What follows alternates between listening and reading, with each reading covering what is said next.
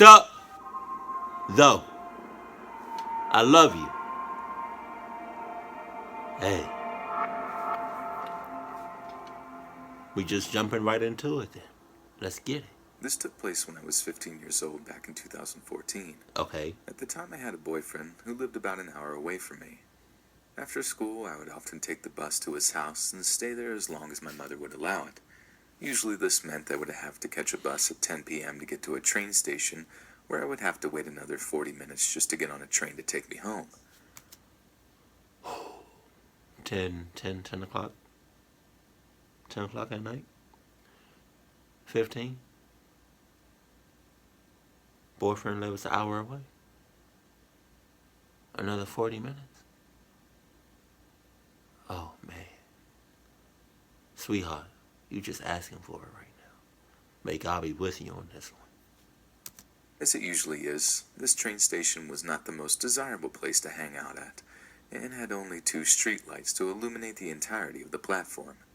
The bus stops were on the other side of a short tunnel, in a sort of C shape, closed off by some buildings that were either vacant or shops that were closed by the time I got there. I mostly chose to hang out there and wait because at least nobody could sneak up on me, and I had a greater chance of getting to a residential area to scream for help if something were to happen, or so I thought. Obviously 10 p.m. is not the safest time for a tiny 15-year-old girl to be alone in a rough area that is known for drug dealers, addicts, and just in general people you don't really want to be meeting alone after dark. Right. Thanks, Ma. So this was bound to happen. It was a pretty cold and rainy night, and as usual, I sat at the very front behind the bus driver, listening to music and trying to finish some of my homework for the next day.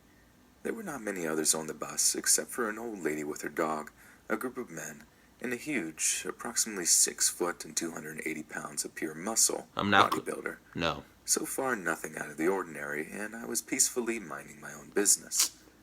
As we came to my stop, I got up, and the bodybuilder suddenly stood up too. I already felt uneasy because he gave me a big smile and told me, "Ladies first," but I smiled back politely and quickly headed towards one of the bus stops to sit down and get away from the rain.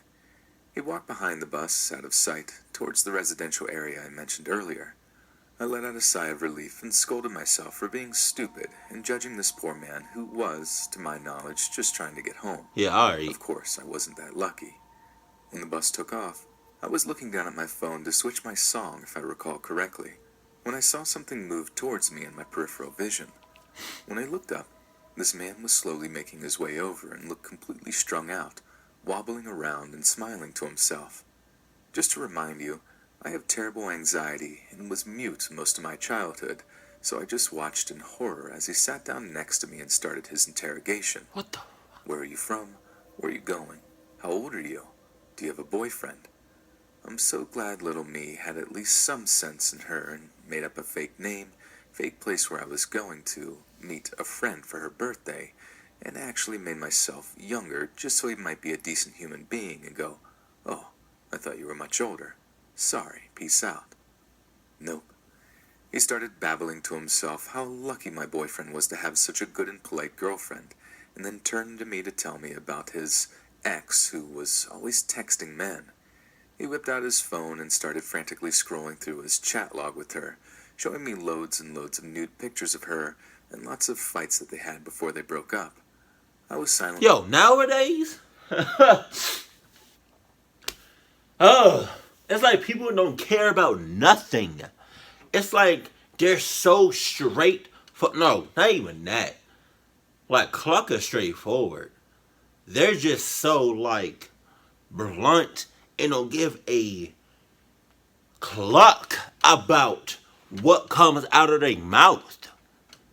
You're a grown ass man talking to a youngster, a youngin'. What are you doing?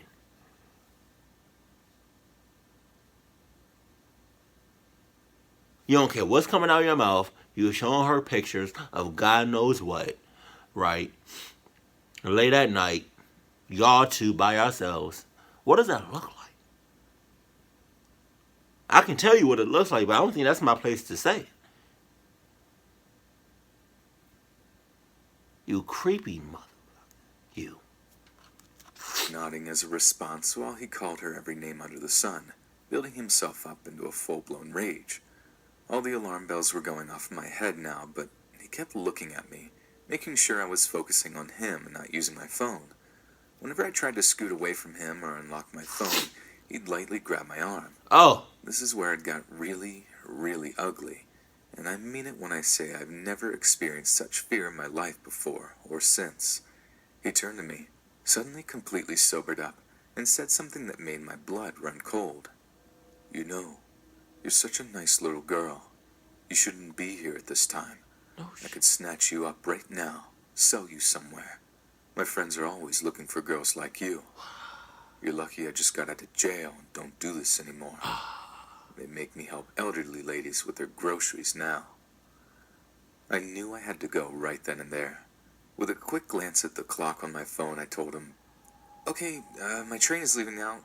Gotta go, see ya. Wouldn't want to leave my poor friend waiting for her birthday." He seemed to believe me, or maybe he was too high to properly process what was going on, which also explains the next conversation, but wanted one last thing. This is obviously not verbatim, but you'll hopefully get a general idea of how absolutely horrible this was for me. He says, "You can't go, but I want to stay in touch with you. Give me your number."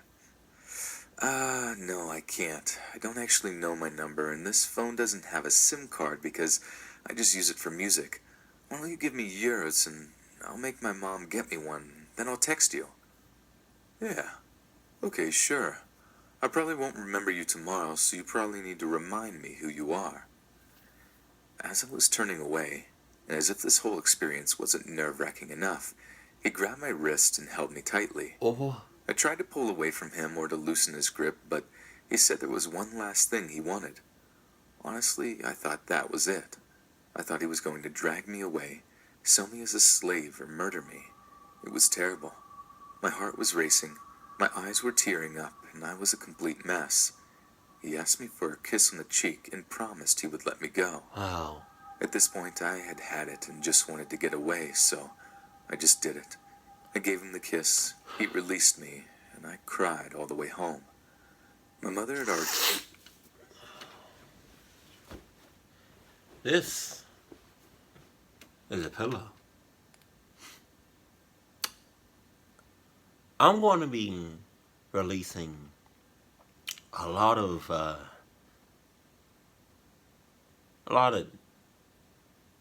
stress because I feel like it's coming. Starting with number 1. You gave the man a kiss. Just because. Woo! That's one. Let's see how many screams we can let out throughout this whole video. on the bed by then, and when I told her about what had happened in the morning, she said to take the bus at 9 p.m. from then on. Thanks again for that, Mom. I wish I could say I called the police and reported him, but after not being taken seriously by my mother, and my boyfriend actually cracking up about me being so scared that I kissed this strange man, my self-esteem was shattered, and nothing ever came of it. I did see him outside of the gym once after that, but I booked it so fast and far, Usain Bolt would be jealous. But not faster than me, because I'm already, you feel me? So I'm living in Japan right now, and my family met me in South Korea last month for a vacation. I've lived in Japan for 3 years, and this was my second time visiting Seoul, but the first time I found myself in such a bizarre situation. My family and I were touring Gyeongbokgung, the most famous palace in Seoul. The grounds are pretty vast, not like Versailles or anything, but at least a mile or two of walking to cover the whole thing. About halfway through our visit, we break and sat down on the ledge of one of the structures. A German tour group came through the same passage and paused for a few minutes so the tour guide could explain the history of that particular area. A bunch of predictably German people took seats around us along with one Korean guy who we thought nothing of at the time. After all, we were in Korea. After a couple of minutes, my family and I decided to move on ahead to the cafe near the entrance of the palace. The tour group had obviously stayed behind, but one guy got up around the same time we did. Yes, the one Korean guy. We didn't realize it until about 5 to 10 minutes outside of that area, but one of my sisters pointed out that this guy had been following our path closely enough to be suspicious. By the way, it's worth mentioning that we had 7 people in our group. Me, my 2 sisters, my mom, dad, uncle, and brother-in-law. We definitely had the power and numbers thing going for us. My family also is incredibly confrontational when we need to be. So after my sister and I noticed something weird was going on, we stopped walking, and the guy stopped walking too. So we all gave him a very serious and obvious stare down, and to which he responded by looking very intently at the ground. Cluck a stare down. You ready? See, I want to be at that like level with my friends and family that like I already am to a certain extent, but I wanted to be like with all of my friends and family. If something is weird going on, or something just ain't right in the atmosphere, or somebody, just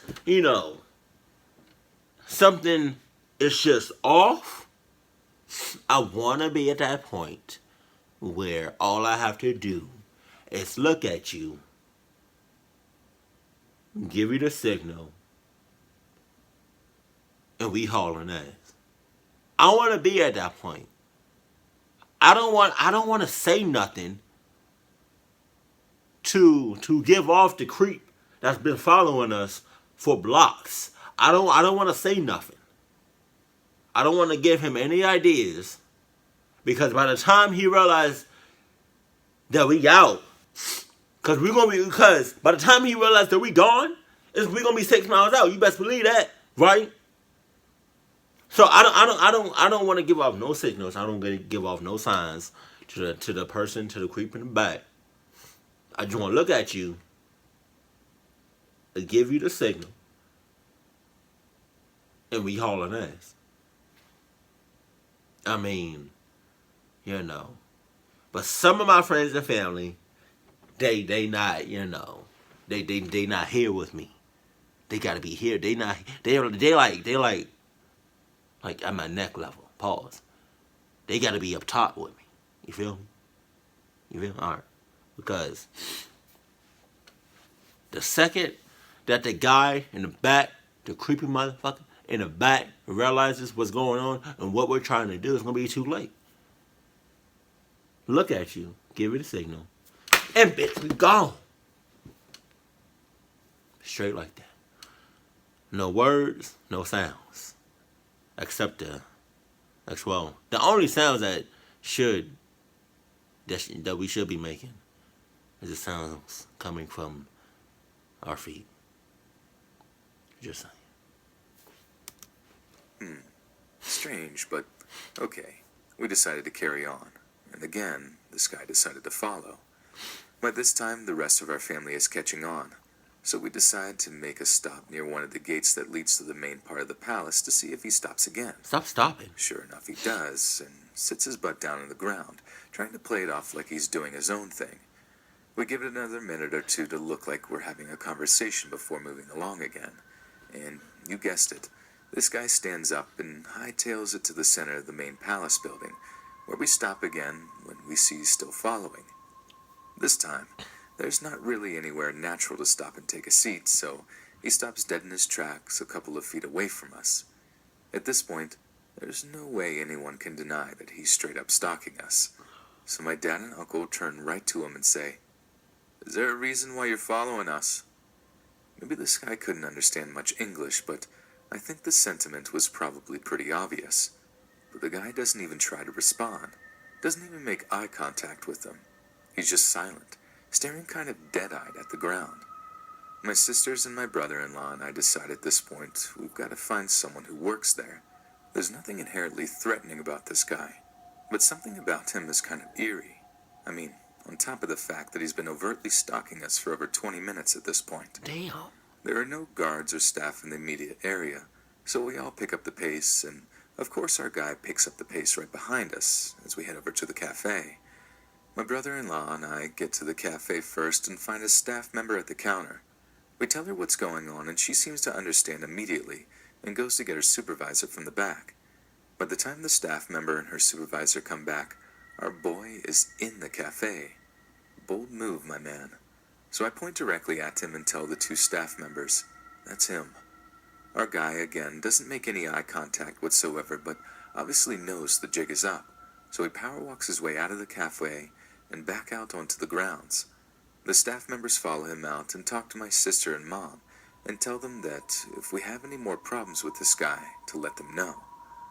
I know that this kind of is an anticlimactic ending, but that's the last we saw of him, thankfully. The reaction of the staff kind of made me wonder if this guy had a habit of stalking tourists on the palace grounds. We realized after the fact that he must have been tagging along with the German tour group beforehand.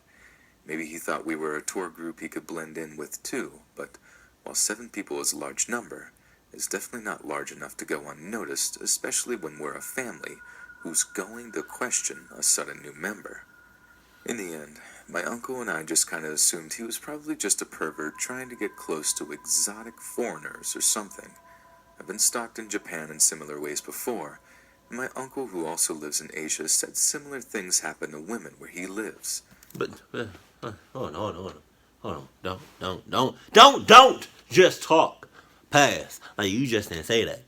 Okay? You just said that you've been stalked before. On a number of times. What you mean? Ooh. So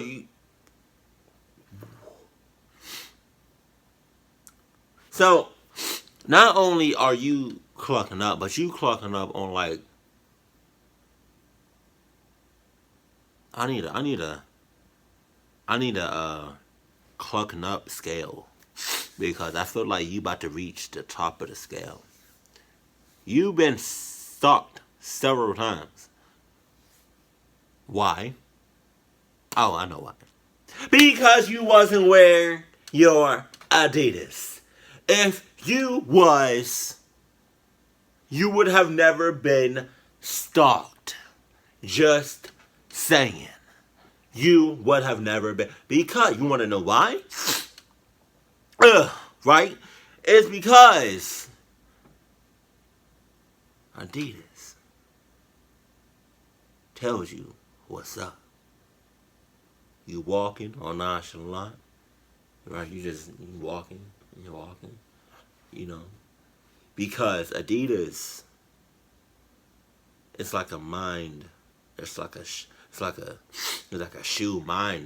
to the mind connection, a shoe mind connection. You walking, y'all speaking telepathically, whatever. Y'all speaking through the mind, through the shoe. You walking. Hey, just the shoe. Hey.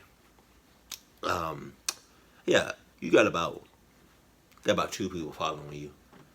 They're about, 30 feet behind you. I suggest you start running. Right now. You sure? Bitch, yes.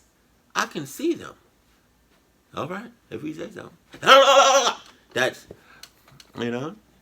Hey, you wear Adidas, shoe mind connection, off bucks.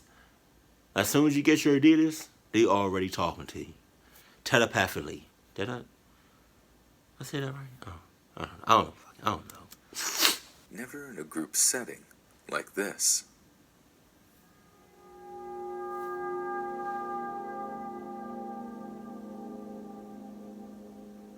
The whole story happened in summer 2005 when I was 14 years old. Okay. I grew up in a village near Munich in southern Germany. It was maybe the safest and most peaceful place on earth, with a few young families fleeing the stupid rents in the city and a few elderly couples. Close to my parents' house, there's a little nature conservation area, maybe around 2 to 3 kilometers of size, with a forest and a few little lakes. Entrance isn't forbidden, but there is no path leading deeper into the area. It can be quite overgrown and wet, so normally nobody would go deeper inside. Thank you. However, I've always had a weakness for somehow wild, natural places like that, and when I was allowed to play outside alone, I soon started exploring it, and it became my favorite playground. Wow. One day, if I remember correctly, I was 9. I found a small clearing deep inside the forest, covered by a flower meadow.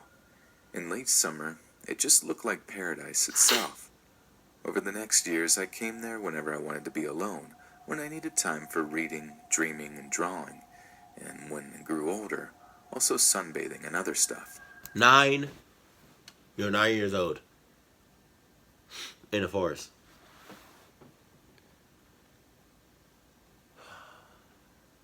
9 years old. In the forest.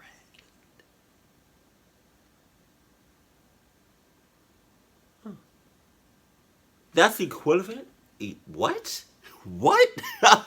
That's equivalent to me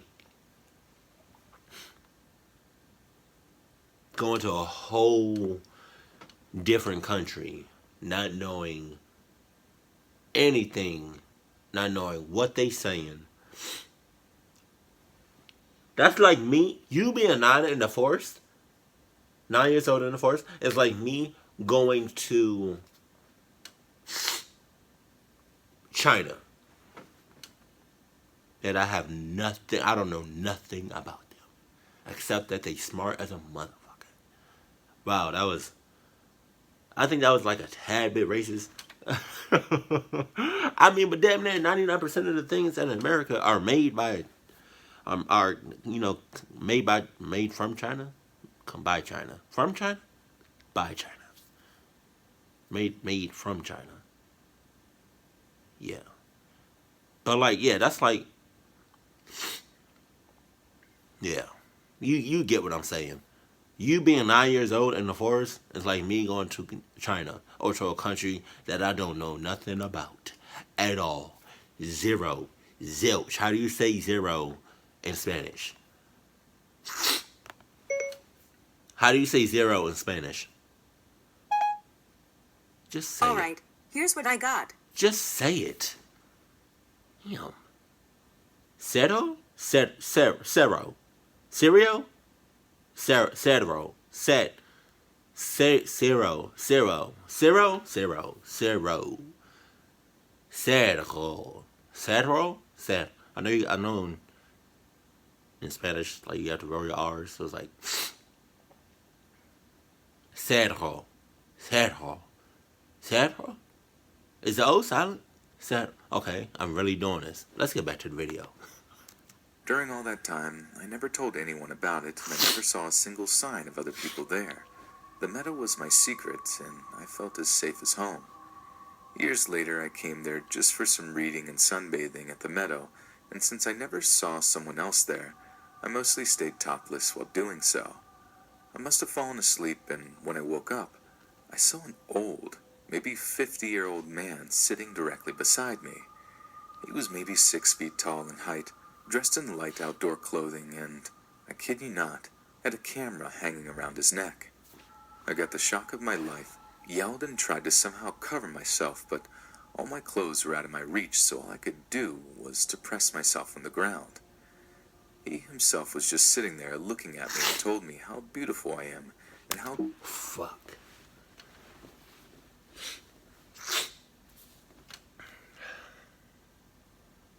You ready? Alright. Wait. 9 in the forest. 50-year-old guy with the camera says you're beautiful. Okay. Here we go. Woo! That's 2. Should we go for 3 screams? Let's see what happens. glad he is to see me again.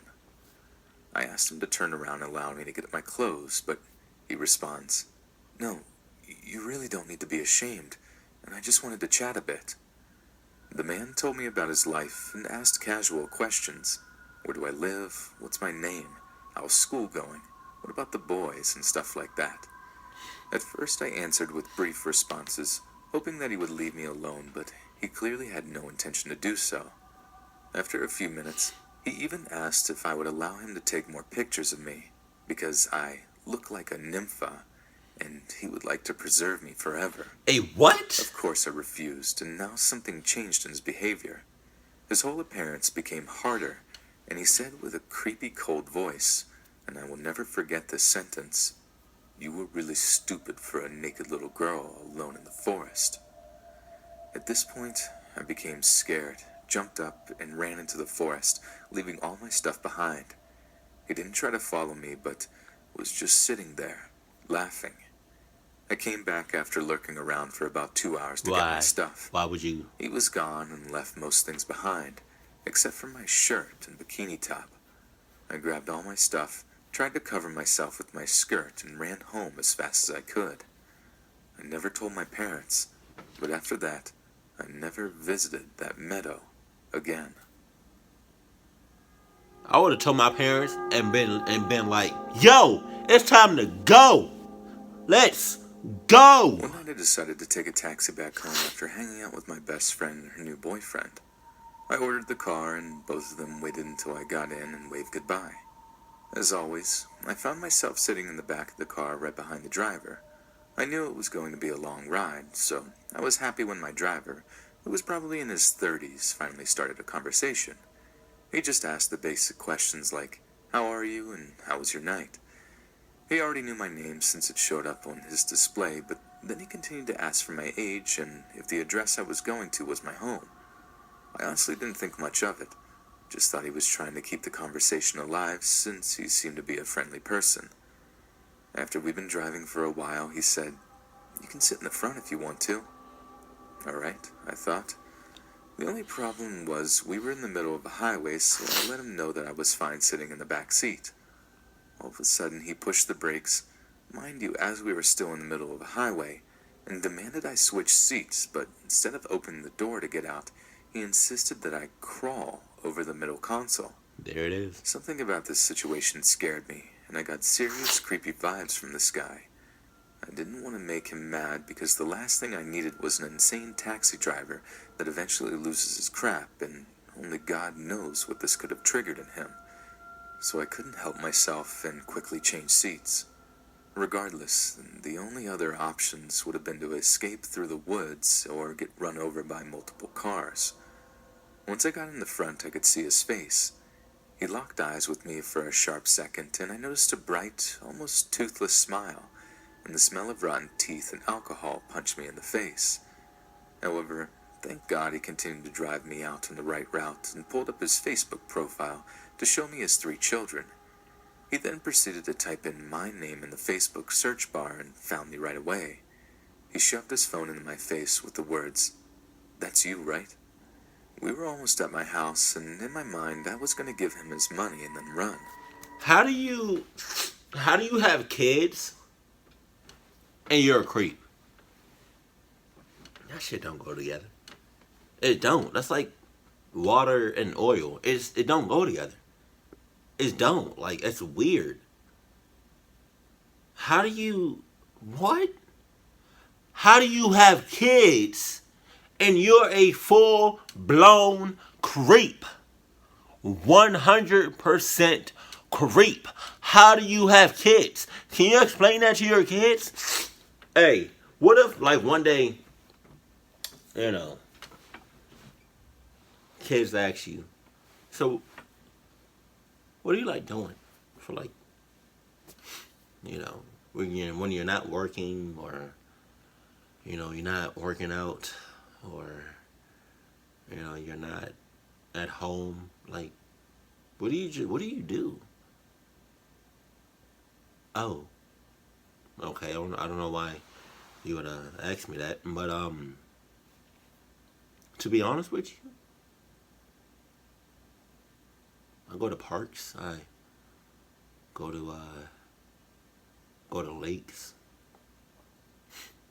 You know, sunny, or cloudy, raining, snow, whatever. I go to malls. I go to places, and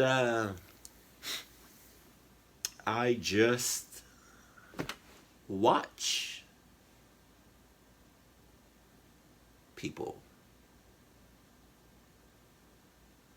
Kids. I watch kids. Wait, so you like babysit? No. I literally, I just watch them. I sit on a bench. I have my pretzels. And I just watch. Stare them down.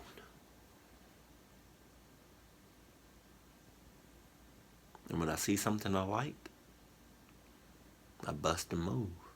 You feel me? You know, I'm a, I'm a, I'm a, you know what you call those people? Son, I'm talking to you. You know what you call those people?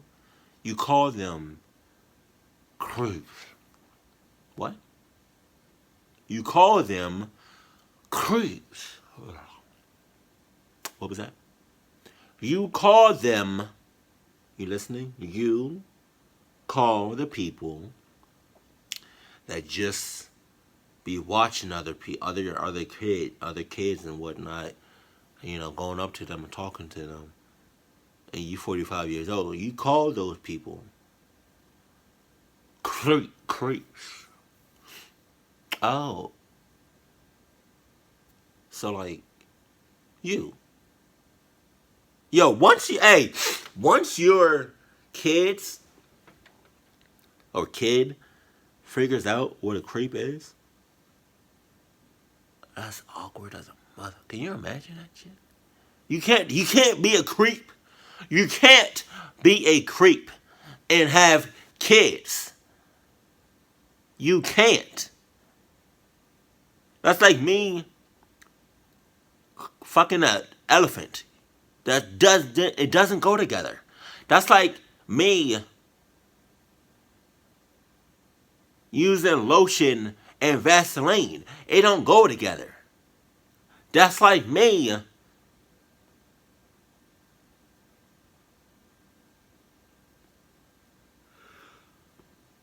throwing up what I just ate and eating my throw up. That's disgusting. I don't know why I said that shit. Right before we entered my street, our conversation went like this. Sometimes girls offer to pay me with their natural resources. Fuck you mean? Like what? You know, your mouth. Oh. But I don't mind, because I'm single. Oh. Can you just drop me off here, please? Sure. I'll walk you home. You must be scared of the refugees. I felt how my body instinctively, independently started to open the door and run as fast as possible. Okay. That was one of my creepiest moments in my life. Okay. And since he added himself on Facebook that night, I was able to report him and message his wife. Because guess what? He was not single whatsoever. Yeah. I mean, yeah. He has kids. His kids are probably creepy. About 12 years ago, I would have been a 9-year-old girl. I lived in a small upstairs apartment with my mom and 2 brothers, 4 and 12 years old. There was a man living below us, Tobin, who must have been in his 40s or 50s. Tobin had shoulder-length, greasy gray hair and a poorly trimmed short beard. I remember him being very tall, but I was, and still am, quite short. Up until a few years ago, I was a very naive girl. This has gotten me into many bad situations, not all with a happy ending. But anyway, Tobin took a liking to me. I remember he would be nice to my brothers, but mostly ignore them when I was around. He bought me an iPod Shuffle, or gave me his old one. It only had one song on it, a really bad cover of Radio Star. That wasn't the only thing he gave me, but it's the only one I remember. He befriended my mother, gaining access to the apartment. For a while, he only tried coming over when she was home, using his charm to woo her. Every time he was over, he was so nice to me. He would stand close to me, sometimes touching my shoulder and my hair. This went on for a few months. Finally, my mom noticed there was something off about this guy. She told us not to talk to him and told him never to talk to us. The next day, she went to work at the same time she always did. As soon as her truck rounded the corner, we heard stomping up the stairs. My big brother, thinking fast, locks the deadbolt. Immediately after, we hear pounding on the door. Not knocking, but pounding like the police are about to break down the door. And then he starts yelling. "Open the door! I know you're in there, Brooke. Don't try messing with me. You can't trick me." I don't know how long this lasted, but I was terrified and it felt like hours. He gave up after a while, went back to his lair. Hours later, when my mom got home, we told her what had happened. She went into her gorilla mode and marched downstairs. I don't know what happened, but aside from watching me out his window, he never bothered me again. But on a side note, being the nosy kid I was, I peeked in his window and saw him drinking beer with a blow-up doll.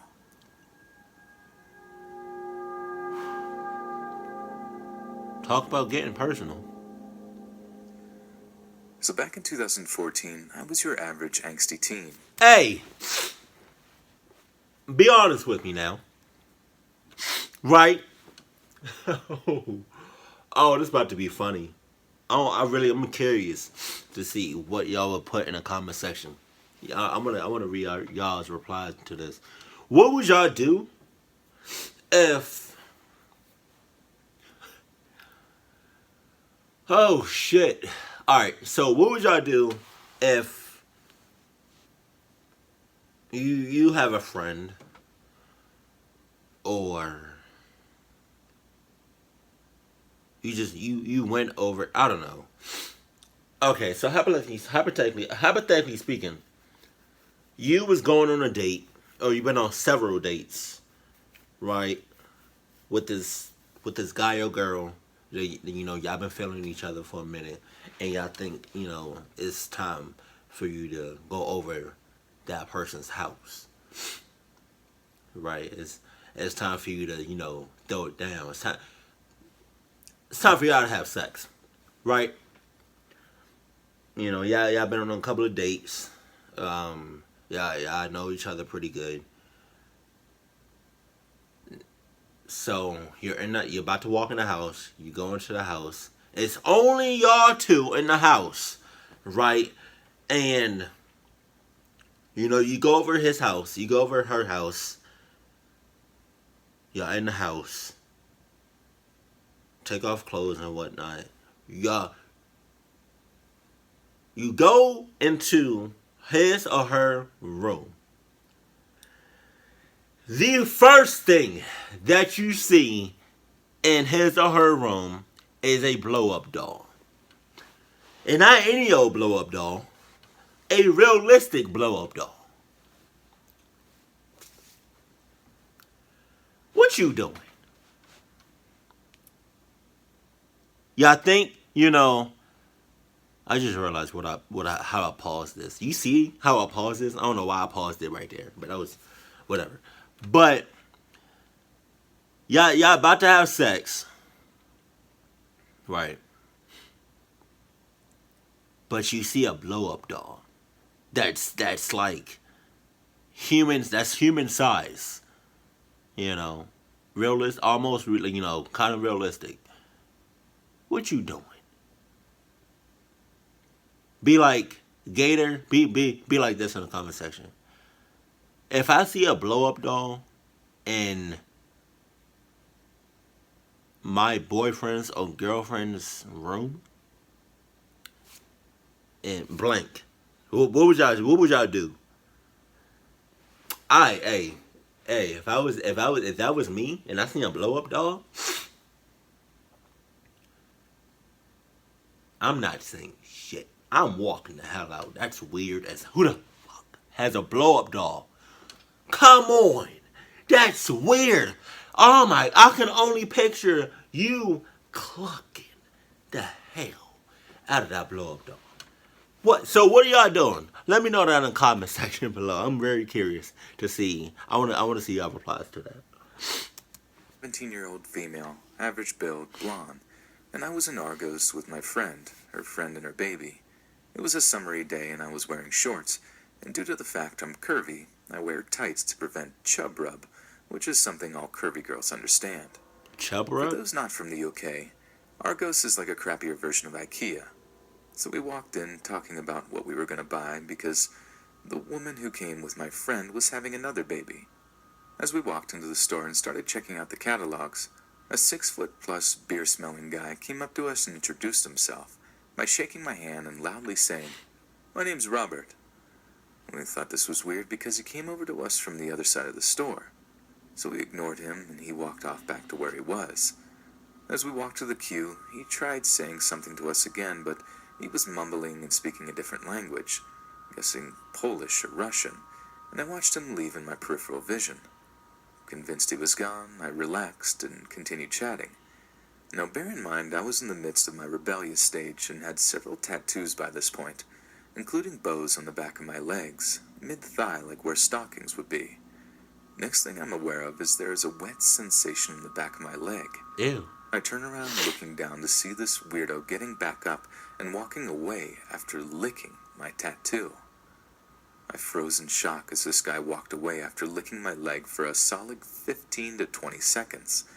The store assistant called the police for me, and I called my boyfriend in hysterics. The police came by my house the next day.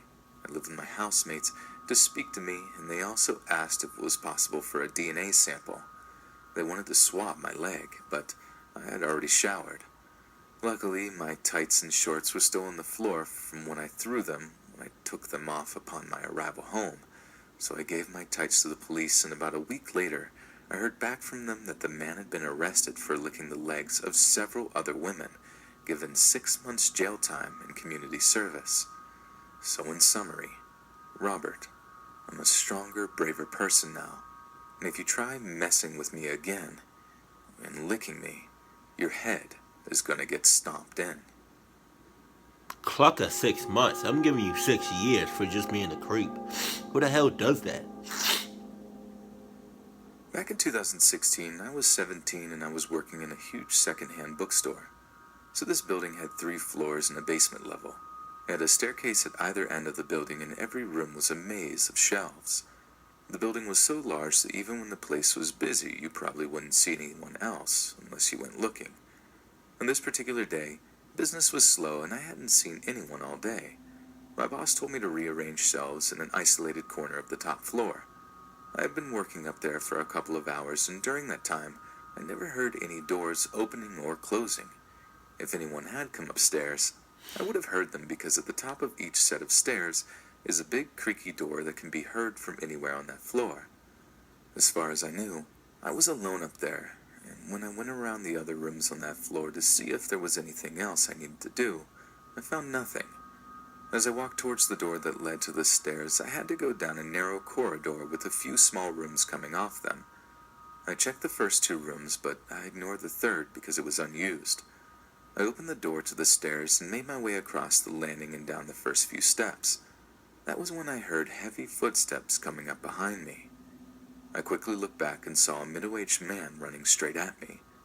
I just started running down the stairs, and this guy must have been only a step behind me. We reached the next landing and the entrance to the rest of that floor. I didn't stop, and neither did the other guy. We were now on the last flight of stairs, which ended in a room with a heavy wooden door that I would be unable to open before the guy caught me. I knew I had to do something about him. Luckily, I had some scissors in my pocket.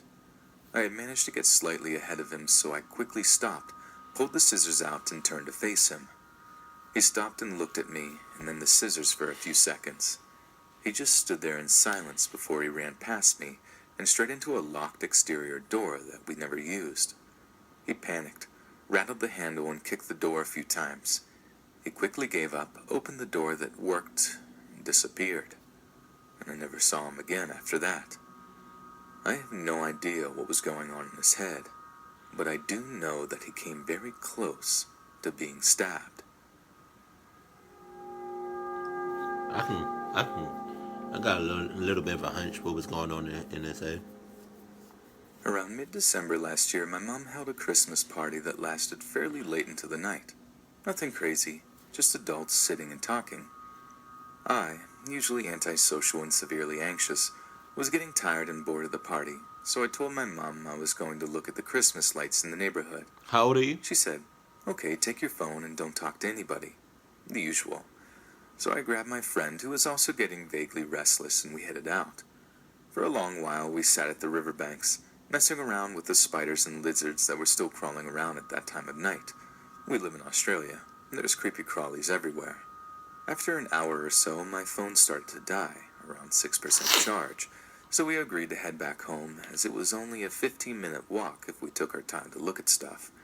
As we were heading back up the river, in total darkness, we noticed a car coming up one of the side streets nearby. When I shined our phone towards it to see what kind of car it was, as we've been taught not to trust white utes, as there was a kid snatcher going around in one a few years back. However, it wasn't a ute. It was a car that looked dodgy and hand-built. Naturally, we were scared as it was almost 11 p.m. We hid behind a thick clump of bushes until it disappeared out of sight. Okay. Deeming it safe, my friend and I started to walk back towards the street-lit road to head home. A few minutes passed and the car came by again, slowing as it passed us. We both thought this odd and walked faster, me sending a text to my mom to let her know we were on our way back. Paranoia had kicked in by then, and I've seen too many crime documentaries and read too many of these scary stories not to be scared. As the car came past for the third time on the same street-lit road, we broke into a run until it pulled up beside us. We backed into the shrubbery a bit and the window rolled down. Fearing the worst, I had emergency SOS ready to go on my phone. A woman, looking unkempt and generally gross, leaned out the window and shouted, "I'm a woman, not a pedophile." Still terrified, we backed up even more until I could feel my back brushing the plants. The woman shouted, "I need directions, come closer." The usual pickup for a pedophile, right? We didn't come closer. She told us that she needs to find Fish Drive, and of course, having grown up here, both of us knew that wasn't a street nearby. I yelled back that we didn't live around here and didn't know where it was. A lie. The woman asked if we wanted to lift home back to our dad's. Nah, I'm good. Which we politely declined and continued walking. Okay. She followed us up the road a bit more, so I grabbed my friend and we bolted it to the riverbank and hid under the bridge until we decided it was safe to come out again. Now, I don't know if she was just creepy, or possibly just a weird, kind old lady, but I'm leaning towards the former. Y'all wasn't clucking up that much, but y'all was definitely clucking up. I give you that. You wasn't clucking up that much. This happened last summer in a mid-sized town. I'd skipped my morning run that day, so I waited until the sun had started to dip behind the hills so it wouldn't be scorching hot. This is the first time I'd gone running in the evening, and I set out on a shorter route. Dusk falls at 10 p.m. this time of year, and it wasn't even 9 yet. Nothing seemed off, though the sort of people still outside were of a different lifestyle than those I usually saw in the morning. Instead of commuters with coffees in hand, children headed to summer camp and elderly folk tending their gardens. There were mostly 20-somethings smoking on their porches and teenagers coming and going. I head down a fairly quiet residential street I don't usually frequent to cut across to the last leg of my normal route. I always run with my dog. He's part Staffordshire Terrier with a short coat, and most people assume he's a pit mix. Strangers tend to be a bit intimidated by his physique and his bark, so I felt pretty safe. As I turn onto the road, I hear a car behind me, but think little of it. Then I realize it's been behind me for at least 4 blocks, and I make a quick glance over my shoulder. There's a beat-up burgundy sedan inching along. I'm used to drivers slowing down and catcalling me, but historically, if I ignore them, they drive off. Just as I'm hoping that this person is looking for a house and will pull up into a driveway or along the curb, the car rolls parallel to me, brakes whining, and slows to match my running pace. I maintain my speed and look straight ahead, but my dog has started to pull on his leash. "Hey, what's up?" Hey, nothing. A voice calls out from the car. I ignore it. "Hey, beautiful. What's going on?" Hey. He tries again after 30 seconds. No one in the vehicle has persisted before, so I tell him the first thing I can think of. "Look, I'm married," I say audibly. This oftentimes works when I'm normally being hit on, yet my words seem to have no effect. From my sideward glance, he looks about 30 with greasy unkempt hair and a skinny frame. "What's going on?" He asks again, so I repeat myself. Dude, I'm married. I project, this time looking up. My dog is growling softly and his hackles are up, but this guy doesn't seem to notice. Hey, haven't I seen you? Are you the girl who likes to hang out at the park nearby and smoke? At this point, I'm irritated and looking around to see if anyone else is nearby. No, you have the wrong person, I say calmly as my pace slows. The fact that you keep talking to this creep at night. And your dog is trying to give you signs. The dog is trying to help you out on this one. But you're not listening. Oh, okay. Oh! What's that, 4? 3? I lost count. God. You're just so beautiful, he says, leering. Look, I stop and stare at him. I'm married, and I'm not interested. I hold in my hand to display my ring. Could I have been any more clear? My dog is now growling at the noise level I'm talking, but this creep isn't fazed. Trying to be as direct as possible, I strain to catch a glimpse of his plates, but he stays parallel so neither end of the rusty car are visible. Oh, well, tell your husband he's a lucky man. Finally, I got through to him. Good God. I relax a little, all too soon possibly. I start walking. After a few moments of silence, he says, Well, can I at least watch you? What? Now the feeling of being creeped on is overwhelming my annoyance. No one has ever asked to watch me. I don't know what to say. He's still following me, brakes squealing lightly. At this point, I'm not sure what to do. It's still over a half-mile back home, and there's nowhere to go and no one around. I don't have my phone. He continues to follow me for another block, where at the end of the street, a shadowy corner is lined with overgrown hedges and thick tree limbs form a canopy. Suddenly, I spot a tall and burly man watching us from a porch darkened by dense foliage. He stands up and into the light. The car creep sees him, and I witness a short stare down. The man on the porch shifts his stance, and instantly the grease ball in the car speeds off. Because of the hedges in front of me, I can't see the license plate. I can hear him revving down the road. Thank you, I say to the standing man, who nods lightly in recognition and sits back down. My dog stops growling. I continue walking and see taillights disappearing down the hill. I run home, taking every possible shortcut, being sure I'm not followed. The adrenaline wears off as I recount the tale to my housemate and my husband. It would have been very difficult to lose this guy, and I would have had no choice to lead him back to my house. I'm grateful to the man on the porch for scaring him off. It's deeply unnerving when someone is so confident about creepily watching you. I reported the guy and never saw him again. That was the last time I went out on an evening run alone, and I always carry my phone with me now.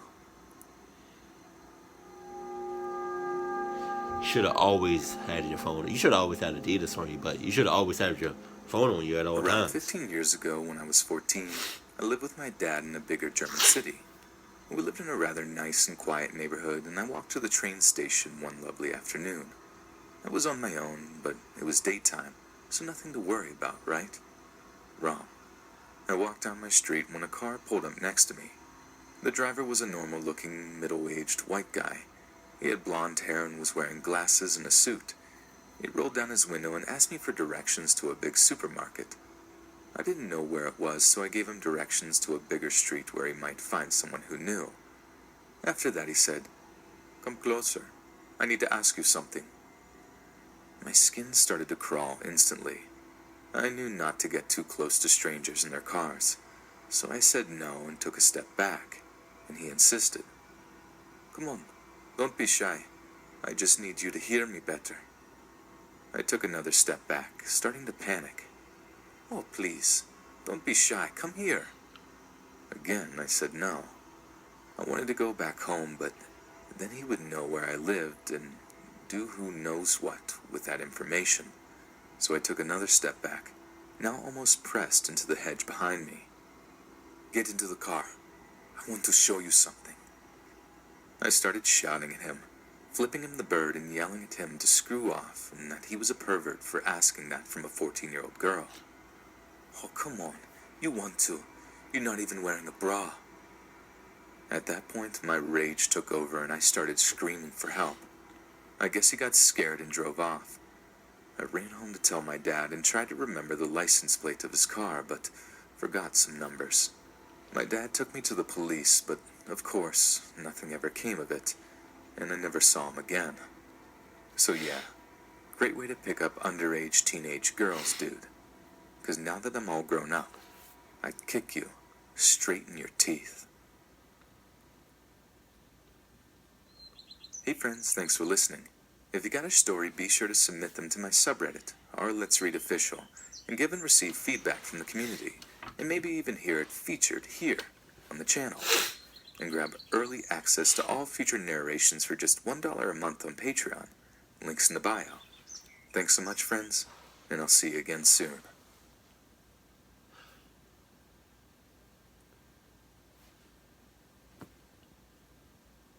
I was gonna say that I had a stalker story, but I never did, and I God hope I don't ever. But I definitely had some creepy, I have had some creepy people, and come into my life. I definitely have one right now that works with me. I'm not gonna say your name, but you already know. Or I don't even know if she watches my videos. But I definitely have a creep at work. The fact that I don't know if I even should be telling this story, but I don't know, man. I'm gonna be very. I don't want to be too specific because I don't know if she watches my videos or not. But like, yo,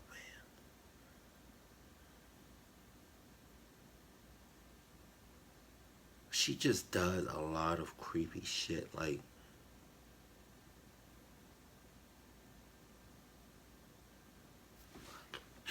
no, I can't do it. I can't do it because I don't know if she watches my videos or not. But if you all have a creepy story, or creepy encounters, let me know it in the comment section below. And if you have stalkers, Corey's stories or creepy or like stalker encounters, let me know in the comment section below because I would tell you, but like, man, I don't know if I should. Maybe I'll just make like a separate video for this because this video is already long enough. But man, I want to tell it so bad. But like, I wouldn't mind if we didn't work together.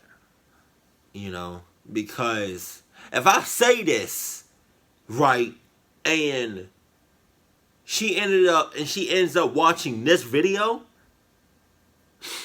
all the way to the end, and the next day we work, it's gonna be awkward as hell. But I don't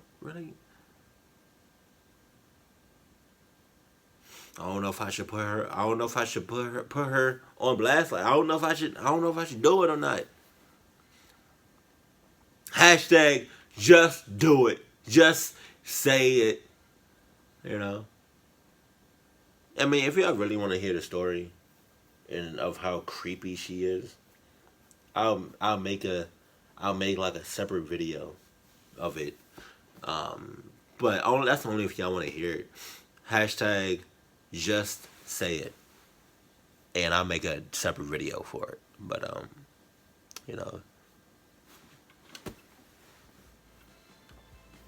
I really don't want to do it though.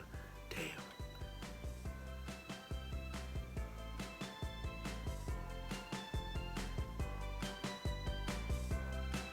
Oh, fuck. I don't know. But yeah, man. I definitely had a couple of creepy encounters, but if y'all want to hear the one about the creep that I work with at the moment, yeah, comment just say it, and I'll post another video, like a separate video, just talking about that. But hey, keep it cool, keep it classy, and I love you. Stay happy, my family.